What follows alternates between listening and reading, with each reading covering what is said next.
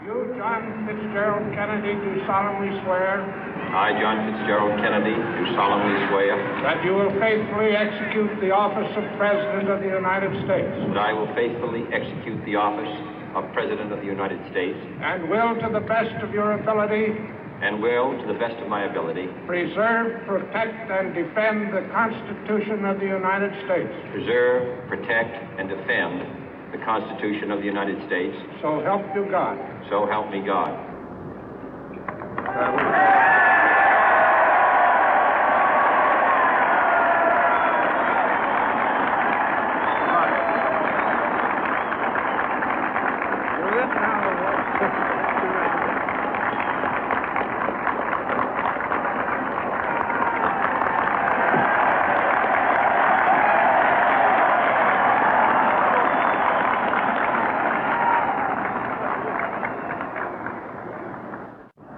Vice President Johnson, Mr. Speaker, Mr. Chief Justice, President Eisenhower, Vice President Nixon, President Truman, Reverend clergy, fellow citizens. We observe today not a victory of party, but a celebration of freedom, symbolizing an end as well as a beginning, signifying renewal as well as change. For I have sworn before you and Almighty God the same solemn oath our forebears prescribed nearly a century and 3/4 ago. The world is very different now, for man holds in his mortal hands the power to abolish all forms of human poverty and all forms of human life. And yet the same revolutionary beliefs for which our forebears fought are still at issue around the globe. The belief that the rights of man come not from the generosity of the state, but from the hand of God.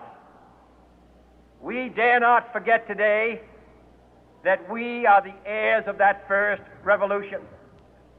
Let the word go forth from this time and place to friend and foe alike that the torch has been passed to a new generation of Americans born in this century, tempered by war, disciplined by a hard and bitter peace, proud of our ancient heritage, and unwilling to witness or permit the slow undoing of those human rights to which this nation has always been committed and to which we are committed today at home and around the world.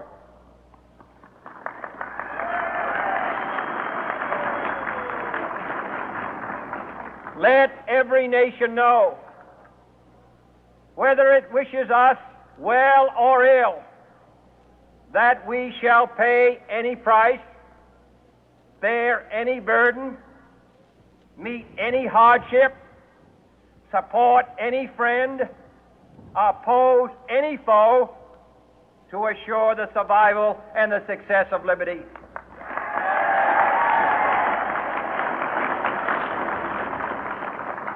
This much we pledge and more. To those old allies whose cultural and spiritual origins we share, we pledge the loyalty of faithful friends. United, there is little we cannot do in a host of cooperative ventures. Divided, there is little we can do, for we dare not meet a powerful challenge at odds and split asunder. To those new states whom we welcome to the ranks of the free, we pledge our word that one form of colonial control shall not have passed away merely to be replaced by a far more iron tyranny. We shall not always expect to find them supporting our view, but we shall always hope to find them strongly supporting their own freedom, and to remember that in the past, those who foolishly sought power by riding the back of the tiger ended up inside.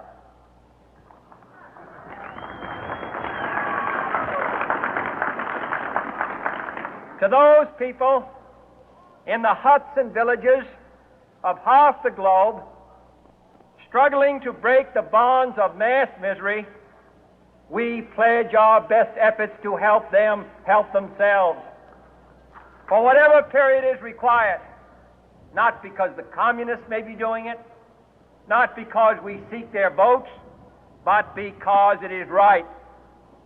If a free society cannot help the many who are poor, it cannot save the few who are rich.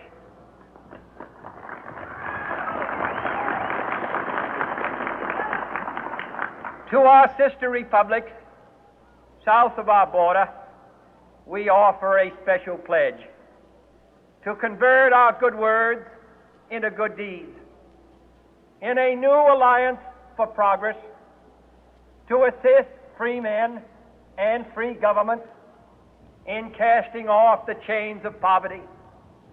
But this peaceful revolution of hope cannot become the prey of hostile powers.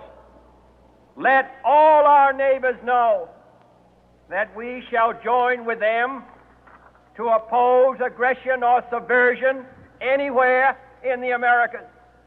And let every other power know that this hemisphere intends to remain the master of its own house.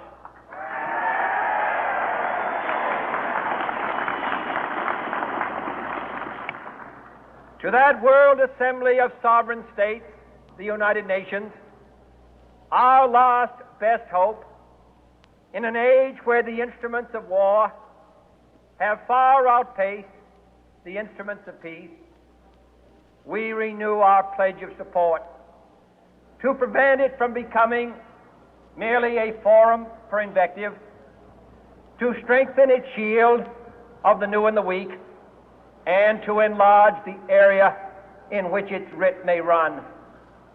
Finally, to those nations who would make themselves our adversary, we offer not a pledge, but a request that both sides begin anew the quest for peace.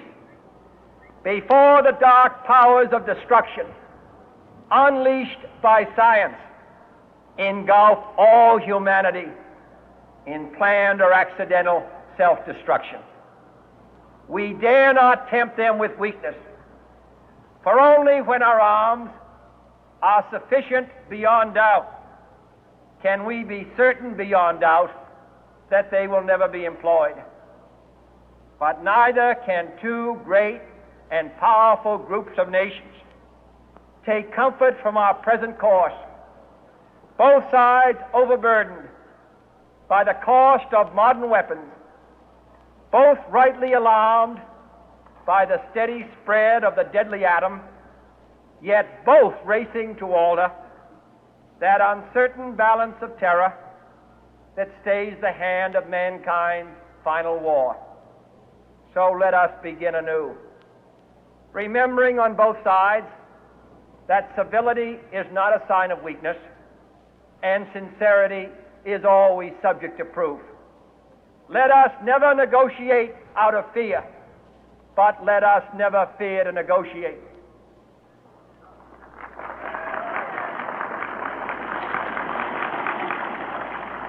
Let both sides explore what problems unite us, instead of belaboring those problems which divide us. Let both sides, for the first time, formulate serious and precise proposals for the inspection and control of arms, and bring the absolute power to destroy other nations under the absolute control of all nations.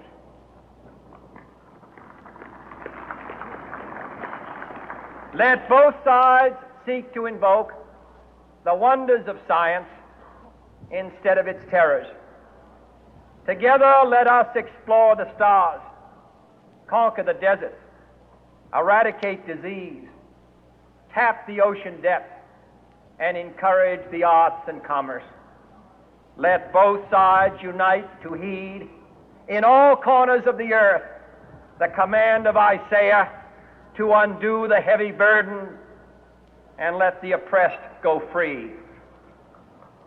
And if a beachhead of cooperation may push back the jungle of suspicion, let both sides join in creating a new endeavor, not a new balance of power, but a new world of law, where the strong are just and the weak secure and the peace preserved.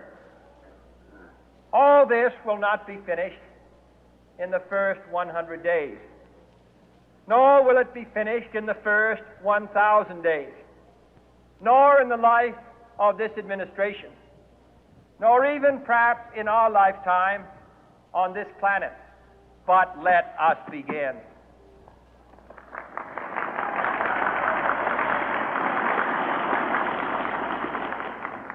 In your hands, my fellow citizens, more than mine, will rest the final success or failure of our course.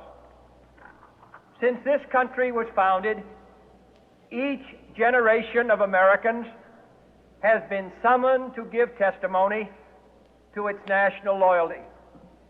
The graves of young Americans who answered the call to service surround the globe. Now the trumpet summons us again, not as a call to bear arms, though arms we need, not as a call to battle, though in battle we are, but a call to bear the burden of a long twilight struggle, year in and year out, rejoicing in hope, patient in tribulation, a struggle against the common enemies of man, tyranny, poverty, disease, and war itself. Can we forge against these enemies a grand and global alliance,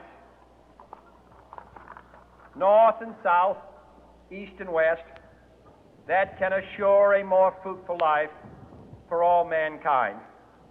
Will you join in that historic effort?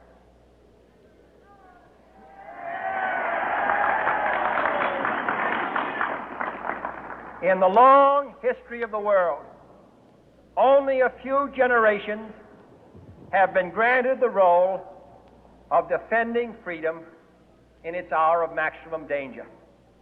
I do not shrink from this responsibility. I welcome it.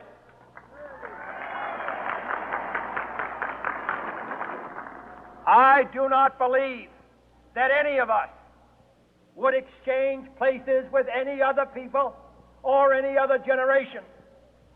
The energy, the faith, the devotion which we bring to this endeavor will light our country and all who serve it. And the glow from that fire can truly light the world. And so, my fellow Americans, ask not what your country can do for you, ask what you can do for your country.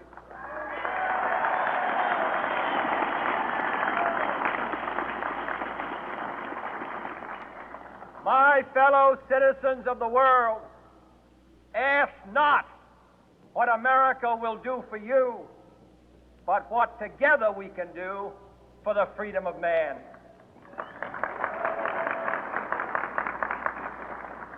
Finally, whether you are citizens of America or citizens of the world, ask of us here the same high standards of strength and sacrifice which we ask of you. With a good conscience, our only sure reward, with history the final judge of our deeds, let us go forth to lead the land we love, asking His blessing and His help, but knowing that here on earth God's work must truly be our own.